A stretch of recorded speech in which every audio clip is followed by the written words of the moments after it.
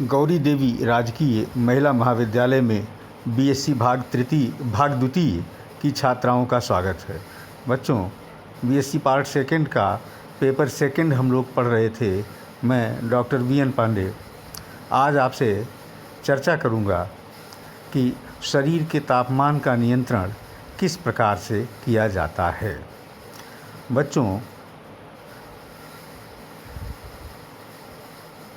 Low temperature और high temperature ये वातावरण के कारक हैं, फैक्टर्स हैं और जीवों पर इसका प्रभाव पड़ता है।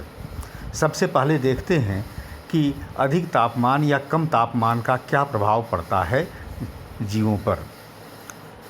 अगर तापमान अधिक हो, बहुत अधिक हो, तो उसका प्रभाव कई रूपों में पड़ सकता है।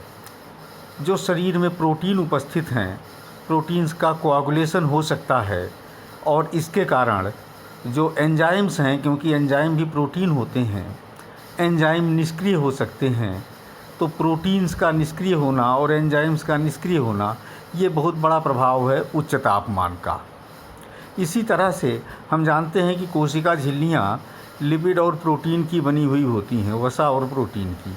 वसा तो निष्क्रिय प्रोटीन तो निष्क्रिय हो सकती है और जो वसा है वो मेल्टिंग हो सकता है, हाई टेम्परेचर पर पिघल सकता है और इसके कारण कोशिका का जो स्ट्रक्चर है, मेम्ब्रेन है, वो मेम्ब्रेन ही पूरी तरह से नष्ट हो सकता है। तो इस तरह से उच्च तापमान एंजाइम्स के निष्क्रिय होने से शरीर की मेटाबॉलिक क्रियाओं को प्रभावित करेगा और कोशिका झिल्लियों के नष्ट हो जाने से शरीर की रचना को या ऊतकों की रचना को भी प्रभावित कर देगा। निम्न तापमान, कम तापमान का क्या प्रभाव होता है ये देखते हैं। बहुत कम तापमान पर एंजाइम क्रियाशील नहीं हो पाते हैं, एंजाइम अपना कार्य नहीं कर पाते हैं। तो एक तो एंजाइम की क्रियाशीलता कम हो जाना या समाप्त हो जाना। दूसरा, जो इलेक्ट्रोलाइट्स होते हैं वो घुले हुए रूप में पाए जाते हैं कोशिकाओं में, डिजॉल्व फॉर्म में, कोशिकाओं में भी और कोशिकाओं के बाहर एक्स्ट्रा सेलुलर स्पेस में भी। अगर वहाँ का वाटर जम जाएगा, फ्रीज हो जाता है, तो बचे हुए सॉल्यूट्स का कंसंट्रेशन, क्योंकि सॉल्वेंट कम हो गया, वाटर सॉल्वेंट है, सॉल्वेंट कम हो गया, सॉल्यूट्स का या इलेक्ट्रोलाइट्स का कंसंट्रेशन बहुत अधिक बढ़ जाएगा। इससे सेल डेथ भी हो सकती है। इसी तरह से अगर आइस फॉर्मेशन हो जाता है बहुत कम टेम्परेचर के कारण, तो आइस जो होती है, आप जानते हैं क्रिस्टल्स होते हैं, बहुत नुकीले होते हैं, नीडल जैसे होते हैं। ये नीडल जैसे क्रिस्टल्स कोशिका के ऑर्गेनील्स में, कोशिका के अंगकों में या कोशिका की झिल्लियों में चुभ सकते हैं और उनको नष्ट कर सकते हैं।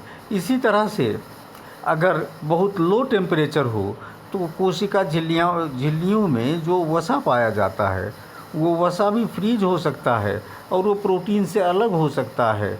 इससे एक बार के लिए जब टेम्परेचर नॉर्मल होगा तो प्रोटीन और वसा बिल्कुल अलग अलग हो जाएंगे। एक बार फ्रीजिंग के बाद फिर नॉर्मल टेम्परेचर आने पर कोशिका अपने सामान्य रूप में पुनः नहीं आ पाएगी।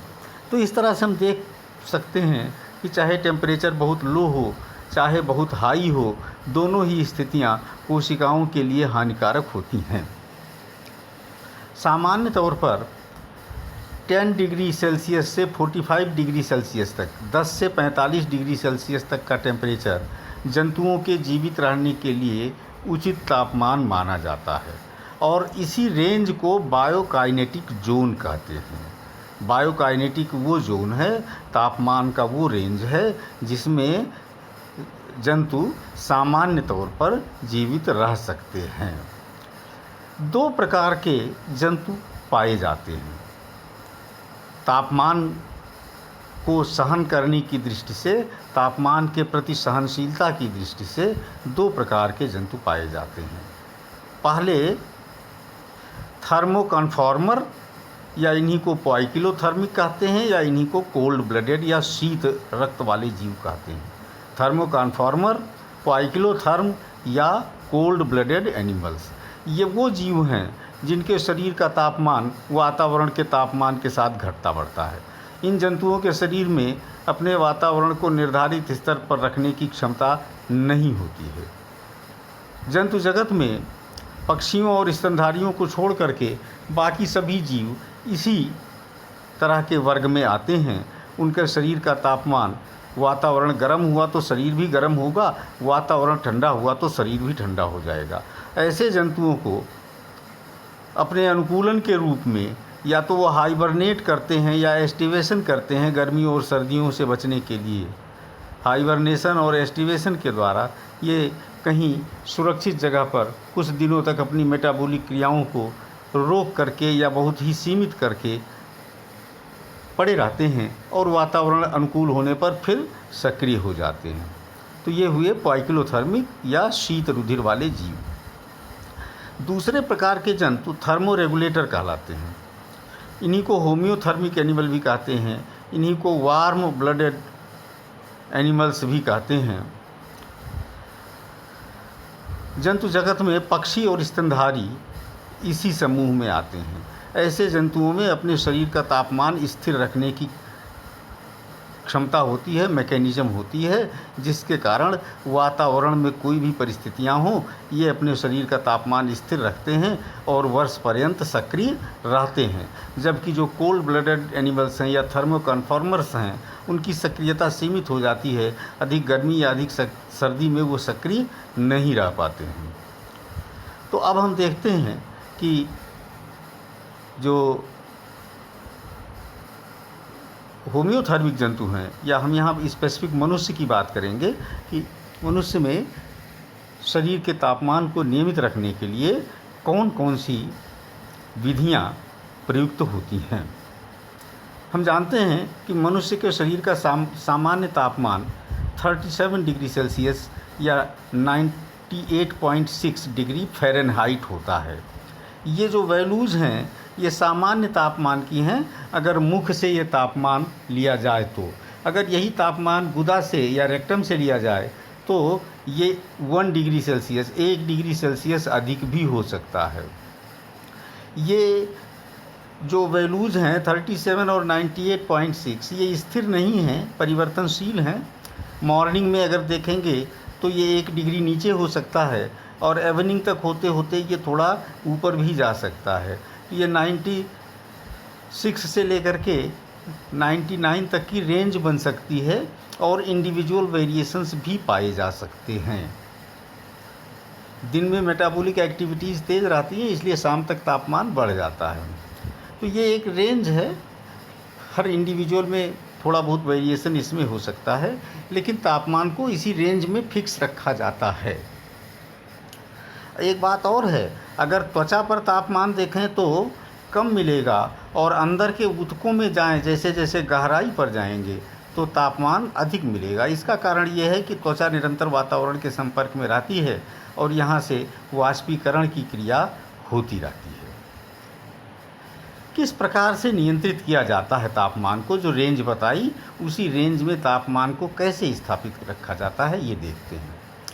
पूरे शरीर में पेरिफेरल नर्व एंडिंग्स होती हैं। ये पेरिफेरल नर्व एंडिंग्स तंत्रिकाओं के सिरे हैं, पतली पतली तंत्रिकाओं के। ये तंत्रिकाओं के सिरे त्वचा में स्थित होते हैं। ये कोल्ड रिसेप्टर भी होते हैं और हीट रिसेप्टर भी होते हैं। तो त्वचा में जो नर्व एंडिंग्स हैं उनको पेरिफेरल नर्व एंडिंग्स कहते हैं।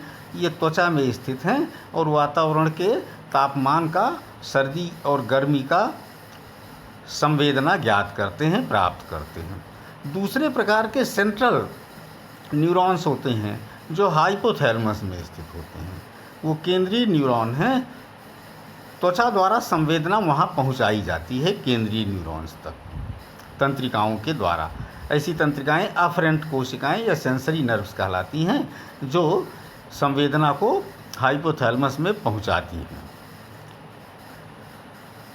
सामान्य तौर पर जब 35 डिग्री या अधिक का तापमान हो जाए, 35 डिग्री सेल्सियस से अधिक तापमान हो जाए तो जो हीट सेंसिटिव न्यूरॉन्स हैं वो सक्रिय हो जाते हैं। और अगर तापमान 25 डिग्री सेल्सियस से कम होने लगे तो कोल्ड सेंसिटिव न्यूरॉन्स सक्रिय होने लगते हैं। तो इस तरह से त्वचा और हाइपोथैलेमस के बीच में संबंध बना रहता है। त्वचा द्वारा सूचना हाइपोथैलेमस को पहुंचाई जाती है और उस सूचना के आधार पर हाइपोथैलेमस से हीट सेंसिटिव अर्थात अधिक तापमान के प्रति संवेदना अथवा कोल्ड सेंसिटिव अर्थात कम तापमान के प्रति संवेदना वाले न्यूरॉन सक्रिय होते हैं और वो सक्रिय होकर के इस प्रकार की मैकेनिज्म काम में लेते हैं जिससे शरीर का तापमान स्थिर रखा जा सके। अगर कम है तो उसको बढ़ाया जा सके, वातावरण का तापमान कम है या अधिक है उसी अनुसार शरीर की तापमान को निर्धारित रखा जा सके। तो सबसे पहले देखते हैं कि अगर हीट है, बाहर का वातावरण गर्म है, +35 डिग्री सेल्सियस है, तो ऐसी स्थिति में शरीर क्या क्या क्रियाएं करता है जिसके द्वारा तापमान सामान्य बना रह जाए। इसमें सबसे पहली क्रिया है स्ट्रेचिंग ऑफ बॉडी, शरीर को फैलाना, इस तरह से करना कि शरीर का अधिक से अधिक हिस्सा, अधिक से अधिक त्वचा का भाग वातावरण के संपर्क में आवे। इससे ये होता है कि वातावरण के संपर्क में आने पर शरीर से वाष्पोत्सर्जन होता रहता है और वाष्पोत्सर्जन के कारण शरीर का तापमान कम होता रहता है।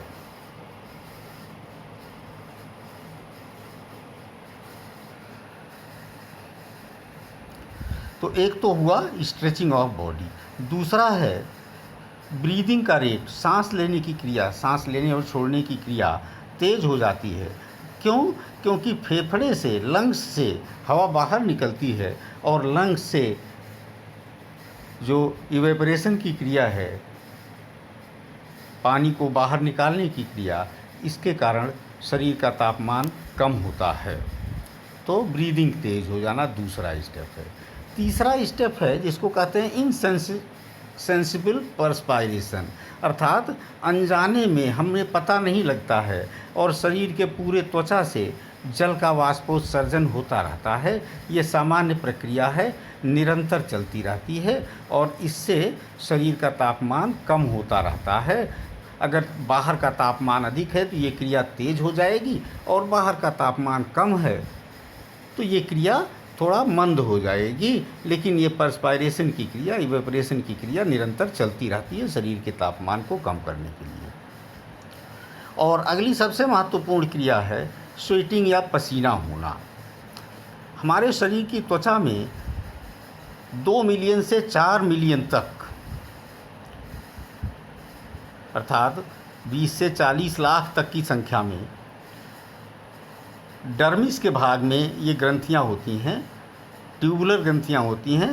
इनको स्वेद ग्रंथि कहते हैं या स्वीट ग्लैंड या पसीने की ग्रंथियाँ कहते हैं। इनमें पतली नलिका होती है जो त्वचा पर आकर के खुलती है। जब भी बाहर का वातावरण अधिक हो जाए या शरीर के भीतर का तापमान अधिक हो जाए तो अधिक तापमान से हाइपोथैलेमस सक्रिय हो जाता है और हाइपोथैलेमस इन स्वीट ग्लैंड्स को या स्वेद ग्रंथियों को संकेत भेजता है कि वहाँ से अधिक पसीना निकाला जा सके। पसीना अधिक निकलता है तो इवेपोरेशन की क्रिया तेज़ हो जाती है, वाष्पीकरण की क्रिया बहुत तेज़ हो जाती है और शरीर का तापमान कम हो जाता है। जो पसीना होता है ये वास्तव में रक्त का ही एक तरह से फिल्ट्रेट है। इसमें कुछ साल्ट भी होते हैं, बड़ी मात्रा में इसमें जल ही होता है। तो पसीना निकलना या स्वेटिंग ये बहुत महत्वपूर्ण क्रिया है जो बॉडी टेम्परेचर को रेगुलेट करने के काम आती है। इसको नियंत्रित करने वाली जो मैकेनिज़्म है वो कोलिनर्जिक प्रकार की मैकेनिज़्म है। एसिटाइलकोलिन प्रकार का न्यूरोट्रांसमीटर इसमें काम में आता है।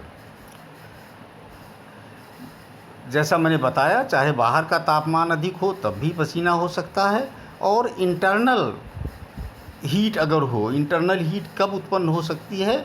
जब हम बहुत अधिक एक्सरसाइज करते हैं, फिजिकल एक्टिविटी करते हैं या भोजन लेने के बाद भी इस तरह की मेटाबॉलिक रेट बढ़ सकती है। तो जब भी मेटाबॉलिक एक्टिविटीज अधिक होंगी, हीट प्रोडक्शन अधिक होगा, चाहे वो एक्सरसाइज के द्वारा हो, चाहे हैवी मील्स के द्वारा हो, तो उस परिस्थिति में भी पसीना निकलेगा, स्वेटिंग होगी। ये कोलिनर्जिक प्रकार के नियंत्रण में हाइपोथैलेमस द्वारा नियंत्रित होती है। एक और स्थिति बन सकती है स्वीटिंग की, जो बॉडी टेम्परेचर रेगुलेशन से संबंधित नहीं है। वो हो सकती है इमोशनल स्टेटस।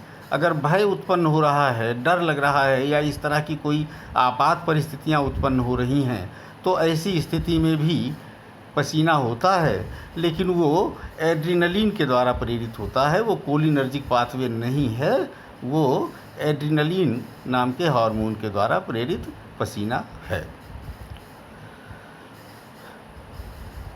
अगली क्रिया है वैसोडाइलेशन। वैसोडाइलेशन का अर्थ है रक्त नलिकाओं का फैलाव, प्रसार हो जाना, उनका चौड़ा हो जाना, प्रसारित हो जाना।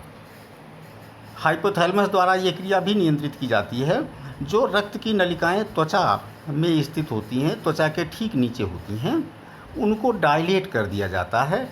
वो प्रसारित हो जाती हैं, चौड़ी हो जाती हैं, जिससे उनमें अधिक से अधिक रक्त का प्रवाह हो। और अधिक रक्त का प्रवाह होगा तो पसीना अधिक बन पाएगा, और पसीना अधिक बनेगा तो इवेपरेशन अधिक होगा, और वह बॉडी टेम्परेचर कम हो जाएगा।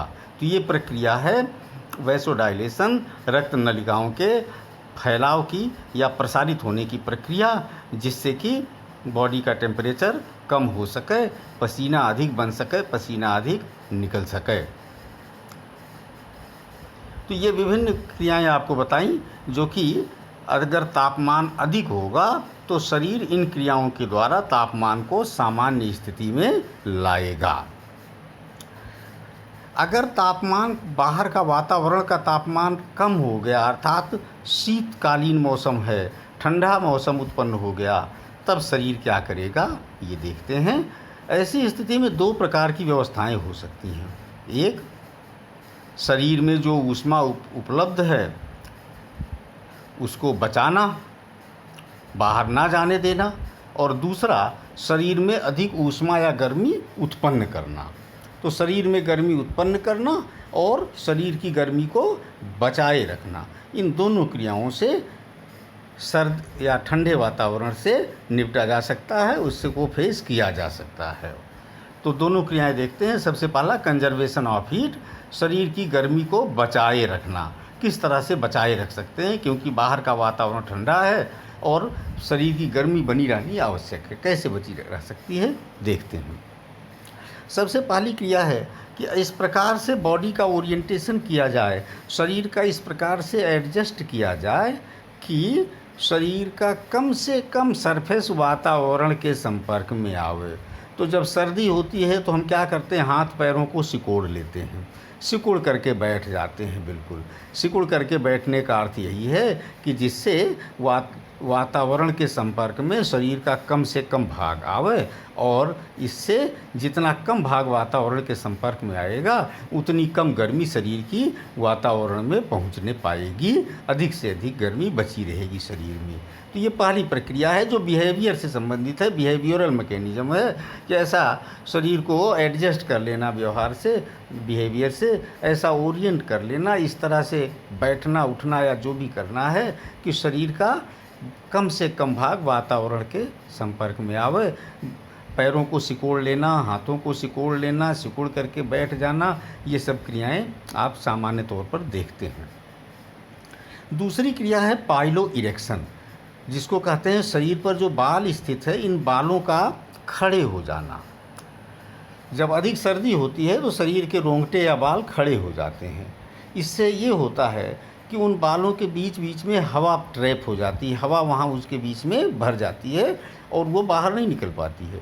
ये हवा एक प्रकार की इंसुलेटिंग कवरिंग बना लेती है शरीर के चारों ओर, एक थर्मो इंसुलेटिंग कवरिंग, ऐसी कवरिंग जिसके आर पार गर्मी ना जा सके।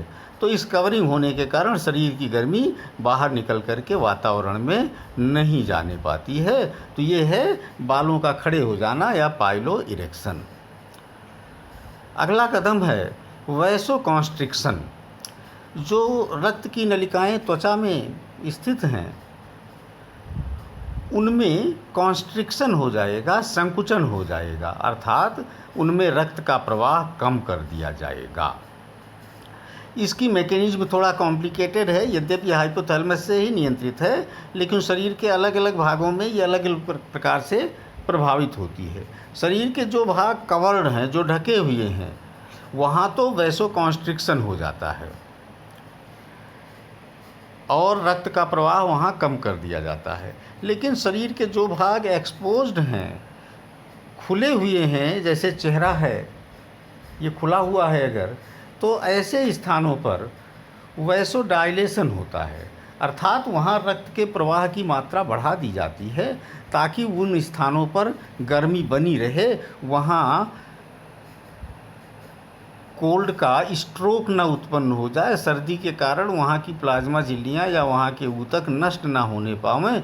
तो इसलिए वहाँ के तापमान को बनाए रखने के लिए शरीर के ओपन भागों में, जो खुले हुए भाग हैं, जो शरीर के वातावरण के प्रति एक्सपोज्ड हैं, शरीर के भाग जैसे चेहरा या हाथ हो सकता है, ऐसे भागों में रक्त का प्रवाह बढ़ाया जाता है वैसोडाइलेशन के द्वारा, और जो कवर्ड पार्ट्स हैं वहाँ रक्त का प्रवाह कम किया जाता है वैसोकॉन्स्ट्रिक्शन के द्वारा। रक्त की नलिकाओं को संकुचित करके रक्त का प्रवाह कम किया जाता है और वैसोडाइलेशन अर्थात रक्त की नलिकाओं का प्रसार करके रक्त का प्रवाह बढ़ाया जाता है। अगली बहुत महत्वपूर्ण मैकेनिज्म है काउंटर करंट वार्मिंग। यहाँ इस चित्र में आप देखेंगे काउंटर करंट वार्मिंग की व्यवस्था। बच्चों, हृदय से रक्त जब पैरों की तरफ जाता है, पैर जो हैं हृदय से काफ़ी दूर स्थित हैं और पैरों का जो सबसे आखिरी हिस्सा है वो हृदय से बहुत दूर स्थित है। यही स्थिति हाथों के लिए भी हो सकती है, लेग्स और हैंड्स में, हाथ और पैर में।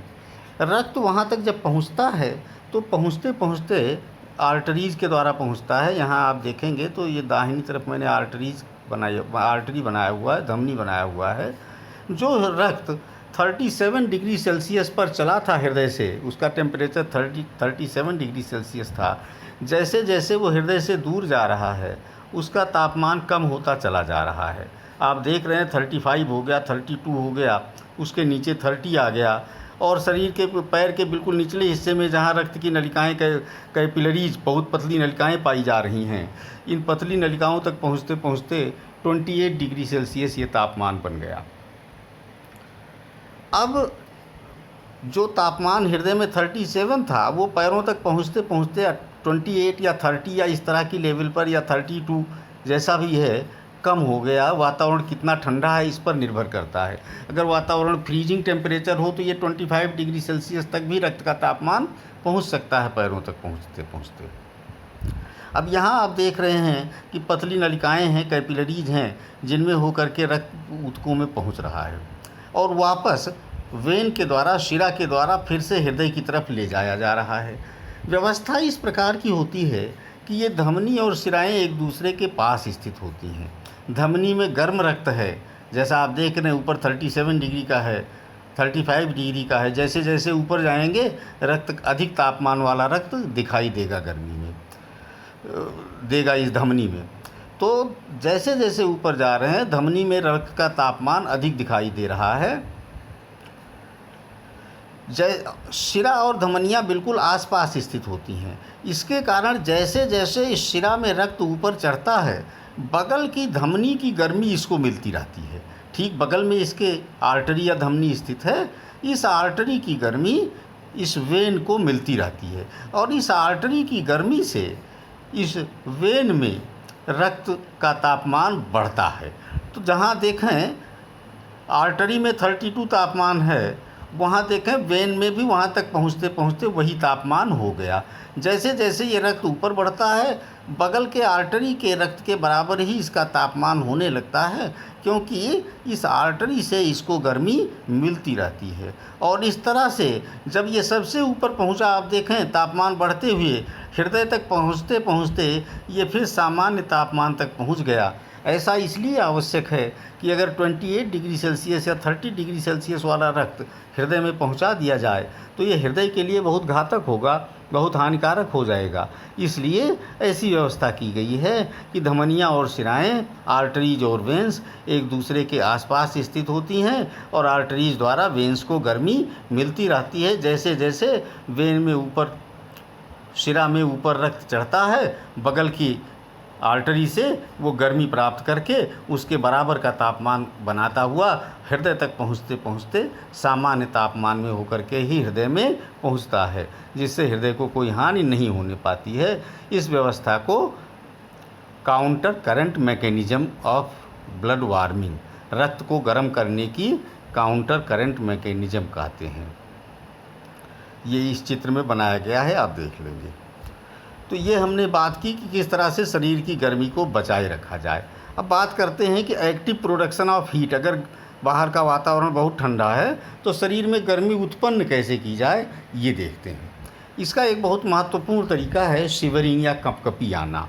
आप जानते हैं जब बहुत सर्दी होती है तो कभी हमारे हाथ में, कभी पैर में, कभी जबड़े में, किन्हीं कुछ मांसपेशियों में अचानक संकुचन होने लगता, अनियमित प्रकार का संकुचन, और वो हमारे नियंत्रण में भी नहीं होता, इसलिए इसको इनवॉलंटरी कंट्रैक्शन ऑफ मसल्स कहते हैं।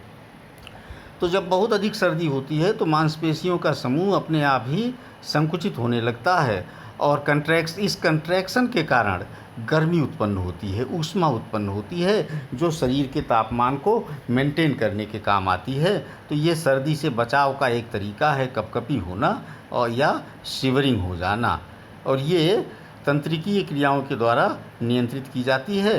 हालांकि इसको नियंत्रित करने का एक और तरीका है, वो है एड्रीनलिन, एड्रीनल मेडुला के द्वारा स्रावित किया गया एड्रीनलिन। अगर आप बहुत क्रोध में हैं, एड्रीनलिन का स्राव हो गया है, बहुत भय में हैं, एड्रीनलिन का स्राव हो गया है, तो भय या क्रोध भी आपको कँपकपी दिला सकता है, शिवरिंग दिला सकता है। यद्यपि वो कोल्ड टेम्परेचर से बचने के लिए नहीं हो रहा है, इसकी मैकेनिज्म एड्रिनल मेडुला के द्वारा हो रही है। एड्रिनल मेडुला, जब आप फियर या एंगर में होते हैं तो एड्रिनल मेडुला सक्रिय हो जाता है, एड्रिनलिन का स्राव करता है, जो आपको कँपकपी या शिवरिंग ला देता है। और जब ठंडे वातावरण के प्रति बचाव के लिए शिवरिंग होती है, वो शरीर में ऊष्मा उत्पन्न करने के लिए होती है और वो हाइपोथैलेमस के द्वारा नियंत्रित होती है।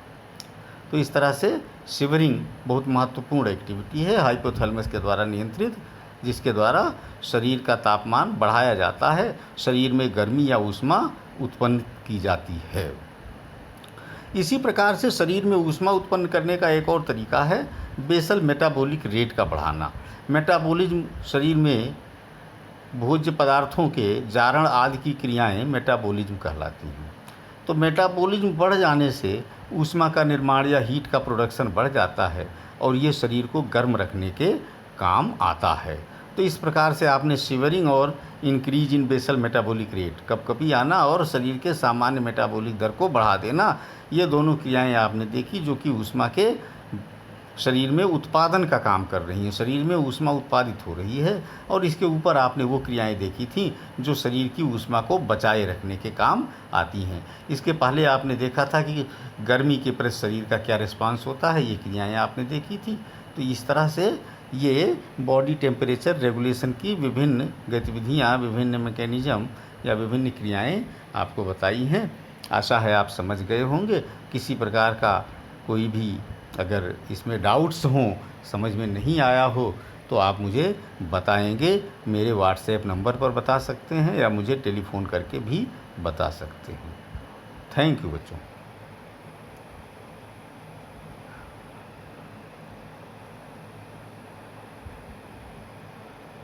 बच्चों एक बात और अभी बता देते हैं बात ख़त्म करने से पहले। शरीर का तापमान बढ़ता है, कई बार फीवर या बुखार के कारण भी बढ़ता है, जिसको पायरेक्सिया कहते हैं। Pyrexia means raised body temperature. इसके विभिन्न कारण हो सकते हैं। कई प्रकार के इन्फेक्शन अगर होते हैं, संक्रमण होते हैं, तो संक्रमण के कारण या इन्फेक्शन के कारण, या इन्फेक्शन बैक्टीरियल हो सकते हैं, वायरल हो सकते हैं, इन्फेक्शंस के कारण भी हमारा बॉडी टेम्परेचर बढ़ जाता है। ये बढ़ा हुआ बॉडी टेम्परेचर एक तरह से हमारी प्रोटेक्टिव डिवाइस होता है। और प्रोटेक्टिव डिवाइस इसलिए कि बढ़े हुए बॉडी टेम्परेचर पर जो इन्फेक्टिंग एजेंट्स हैं, बैक्टीरिया या वायरस, उनकी ग्रोथ अपेक्षाकृत कम हो सकती है, कम हो जाएगी, रिड्यूस हो जाएगी, और उनसे बचाव का एक तरीका हो सकता है। दूसरी स्थिति हो सकती है विभिन्न बीमारियों में या विभिन्न कारणों से बॉडी टेम्परेचर बढ़ सकता है। वो परिस्थितियाँ होती हैं जब किन्हीं कारणों से हाइपोथैलेमस में स्थित थर्मोस्टेट या बॉडी टेम्परेचर को नियंत्रित करने वाला केंद्र वो डिस्टर्ब हो जाता है और उसकी सेटिंग में कुछ अनियमितता आ जाती है। हाइपोथैलेमस का थर्मोस्टेट बॉडी टेम्परेचर को सही स्थिति में मेंटेन नहीं कर पाता है, तब भी फीवर या बुखार या पायरेक्सिया उत्पन्न होता है। तो बच्चों, अब बात पूरी हो गई। अपनी बात जो भी संदेह हो, समस्याएं हो, पहुंचाएंगे मेरे पास तक। धन्यवाद।